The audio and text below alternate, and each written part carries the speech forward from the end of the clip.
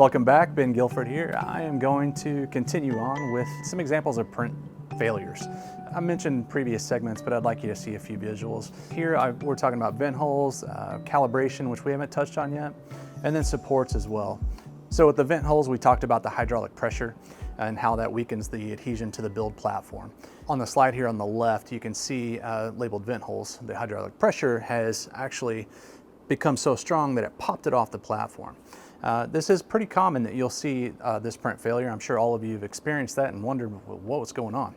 This is where I would start to make sure if you have any open, I call them resin pockets or pools of resin inside, you might want to reevaluate and see exactly where those are. You may have to use supports and tilt the object one way or the other to avoid that, the pocket within. Calibration is another that you want to take a look at. A lot of times, you know, if you're printing, I always recommend when you're nesting to nest from the center of the platform out. If you go by an auto placement that always places it XY0, most times that's at your bottom left or it's in a corner, right? Your XY0. So if we always put one single model in that corner, you have a build platform like this with all your forces going on one corner. So as that lifts 400, 500 times per print, you're getting all those forces just on one corner. Sometimes you'll get a little bit of a tweak and actually take you out of calibration.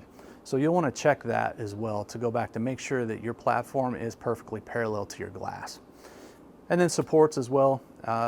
We kind of touched on that a little bit with the vent holes. Just make sure that you're supported properly and go back and check that with your slicing software. How to overcome poor adhesion. Again, kind of like we talked about in the previous slide, a couple things you want to check: improper calibration. We talked about material selections as well. It's very important. Like we said earlier, every resin has a different material profile. What's involved in a material profile? Mostly it has to do with curing times. You know, each slice for one resin may be 1.3 seconds, whereas another resin may be 7 seconds. So you may have an overcure, undercure situation. So always go back and double check to make sure that you have the correct material selected in your slicing software in order to print correctly. Another cause of that is dirty optics. You know, if you take your resin vat out, or if you've had a spill, leak of some sort, and you get any cured resin on your glass, or any fuzz or lint or anything like that, we are dealing with photopolymer resin, right? So if you have an object there, or lint or dirt, and the light cannot pass through, so you'll get an object that has a missing spot. I mean, you could even have a hole in that area where the light continues to turn on, or the light can't pass through the glass. Depending on the type of resin that you're using, it may not be as consistent of a product as you thought. So you definitely want to do your due diligence and research the best resins for that particular product that you're using. Some manufacturers may be a better manufacturer of a particular resin.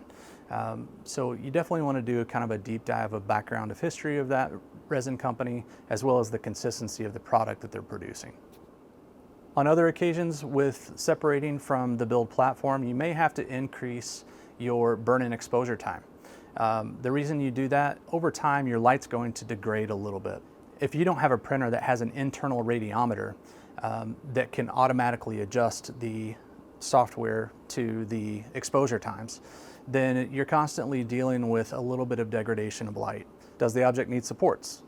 These are all questions that you want to go back and refer to and kind of go back to the basics of why you had the print failure, of just step by step of what can I do better to decrease the chance of failure. Delamination between layers.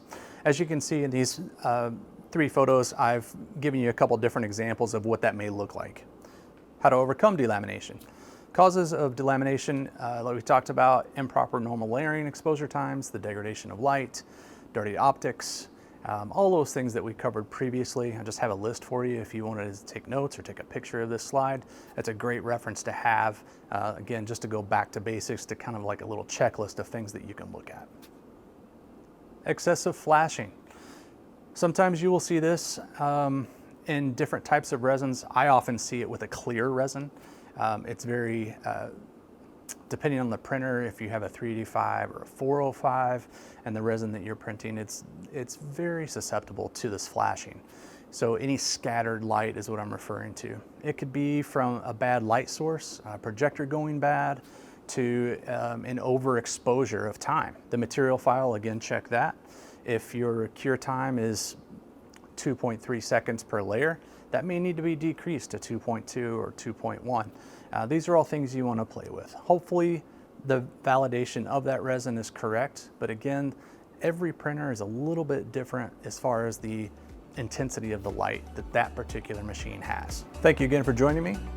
Up next is Chris is going to bring us back in with some key takeaways and also a little bit of 3D printing fun.